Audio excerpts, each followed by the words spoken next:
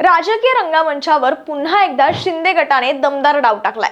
शिवसेनेतून थेट शिंदे गटात इनिंग सुरू करणाऱ्या नेत्यांनी उद्धव ठाकरे यांना मोठा धक्का दिलाय। नाशिकचे विलास शिंदे यांचा एकनाथ शिंदेंनी त्यांच्या पक्षात प्रवेश करून घेतलाय। मुंबईत उपमुख्यमंत्री एकनाथ शिंदे यांच्या प्रमुख उपस्थितीत हा प्रवेश सोहळा अत्यंत भव्य आणि उत्साहपूर्ण वातावरणात पार पडला।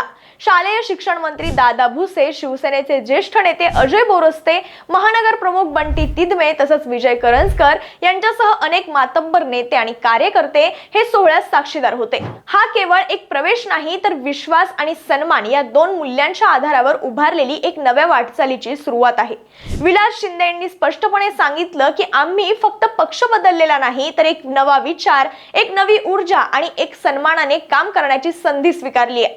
त्यांचा दावा होता की आपल्या सोबत शेकडो निष्ठावान समर्थक, कार्यकर्ते आणि सहकारी देखील या नव्या प्रवासात सामील झालेत। या प्रवेशामागे फक्त राजकीय खेळी नाही तर अनेक वर्षांची नाराजी, अंतर्मनातील अस्वस्थता आणि नेतृत्वाच्या दुर्लक्षाची छाया आहे।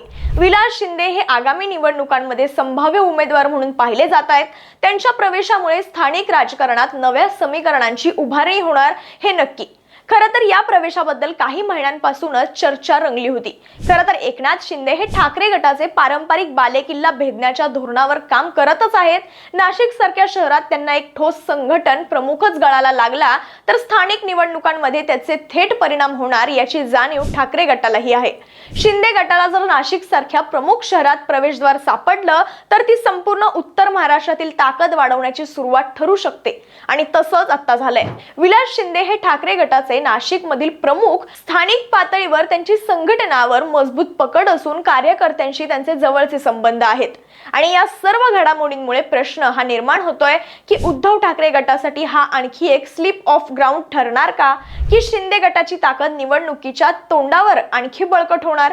ते येत्या काळातच समजेल।